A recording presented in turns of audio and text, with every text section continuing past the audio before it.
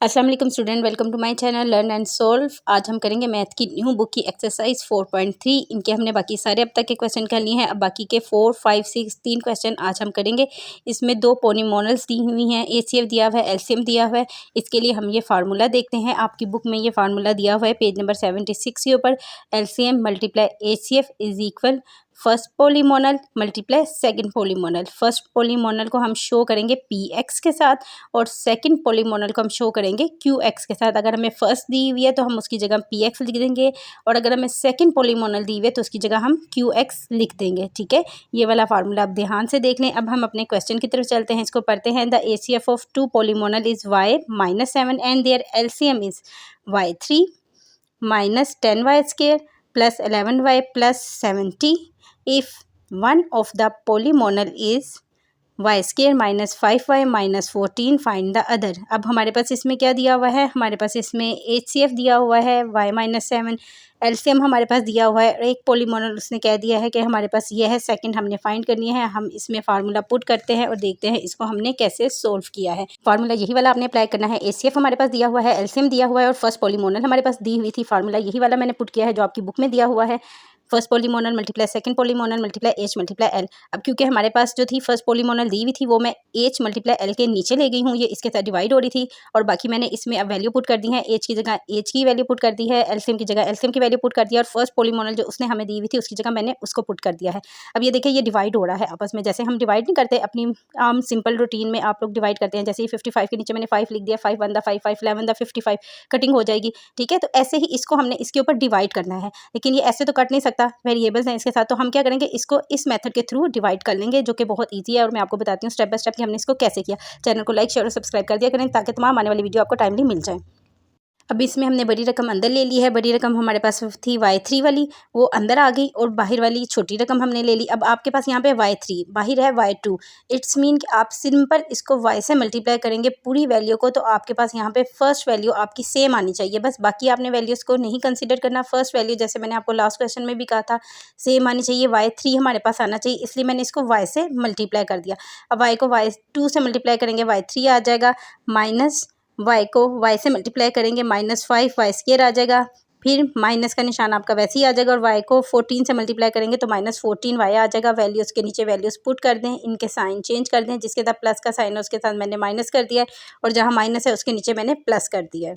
-10y square के नीचे हमारा +5y स्क्वायर हो गया है। -10 में से 5y आप प्लस वाला माइनस करेंगे, निशान बड़ी रकम का ही आएगा, तो आपके पास आ जाएगा -5y स्क्वायर।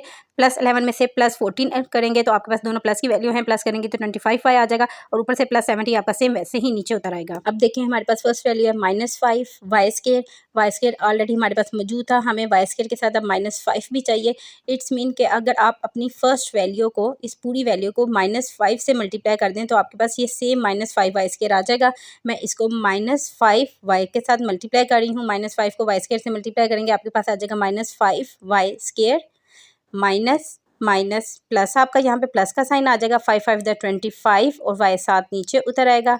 अब फिर दोबारा प्लस माइनस माइनस माइनस, ये प्लस का साइन चेंज हो जाएगा, यहाँ पे आप इसको प्लस कर दें, और 5 को आप जब मल्टीप्लाई करेंगे 14 से तो आपके पास क्या आ जाएगा 70। तो यहाँ पे आपके पास आ गया +70। वैल्यूज़ के नीचे वैल्यूज़ पुट कर दें, साइन चेंज कर दें। ऊपर -5y स्क्वायर था, नीचे वाले प्लस के साथ कट गया, यहाँ भी ऊपर प्लस था नीचे माइनस था, कटिंग होगी और सारे आपके आपस में कट गए, तो 5y -5 आपके पास आ गया। ठीक, अब ये वाली जो वैल्यू है ये आपकी px जो था उसके साथ मल्टीप्लाई हो रही थी उधर जाके, तो मैंने p इसको मल्टीप्लाई कर दिया y -7 मल्टीप्लाई y -5 के साथ।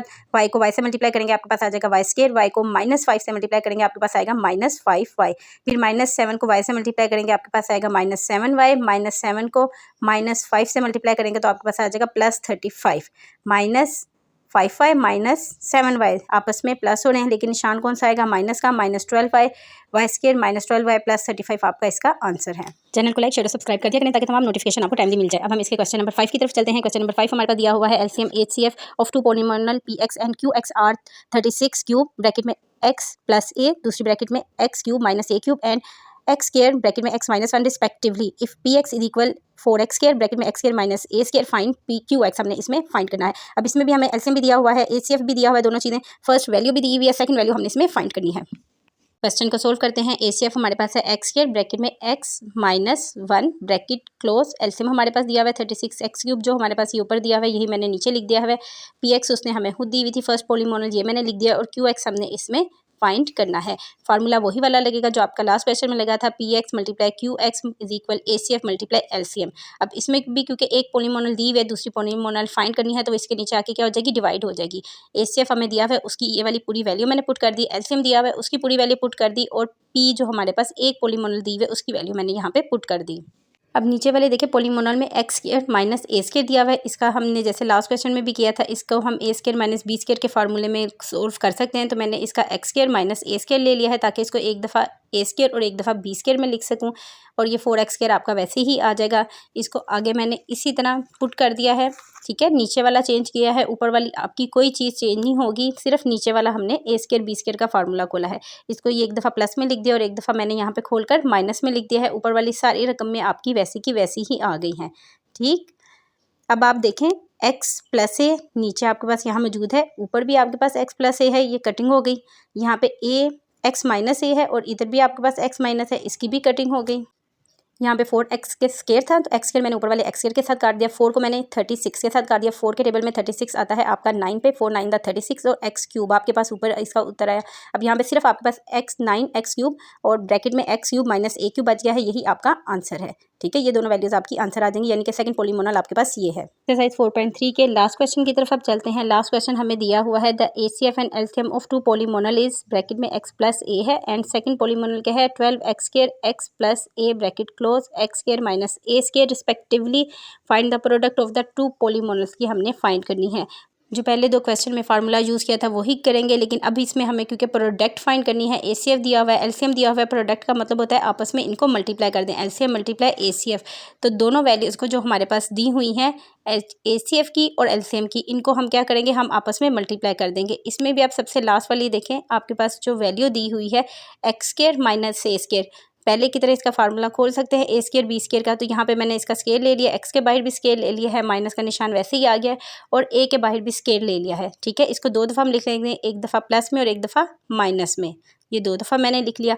अब ये देखें इक्वेशन को पूरा गौर से देखें आप, आपके पास सेम क्या आ रहा है, एक्स प्लस ए ये भी है, एक्स प्लस ए ये भी है और एक्स प्लस ए ये भी है। तो इनको मैंने एक्स प्लस ए एक दफ़ा लिख के बाहर मैंने इसका क्यूब लिख दिया, क्योंकि ये 3 दफ़ा थे। 12x स्क्वायर वैसे ही आ गया और x प्लस ए ये भी वैसे ही आपका इसके साथ उतर आएगा। अब मैंने 12x स्क्वायर स्टार्टिंग में ले आई हूँ, पहले लिख लिया है x माइनस से और x प्लस ए क्यूब ये इसके आगे लिख दिया है। अब ये देखें ये आपस में ये भी मल्टीप्लाई हो रहे हैं, ये x 3 वाला था, एक x ये था, ये 4x हो गए, x के ऊपर 4 आ गया, प्लस माइनस आपका माइनस ही रहेगा, a और ये a3, 3a और a के जमा होकर आपके पास क्या हो जाएंगे 4 माइनस a4। चैनल को लाइक शेयर और सब्सक्राइब कर दिया करें ताकि तमाम आने वाली वीडियोस आपको टाइमली मिलती रहें।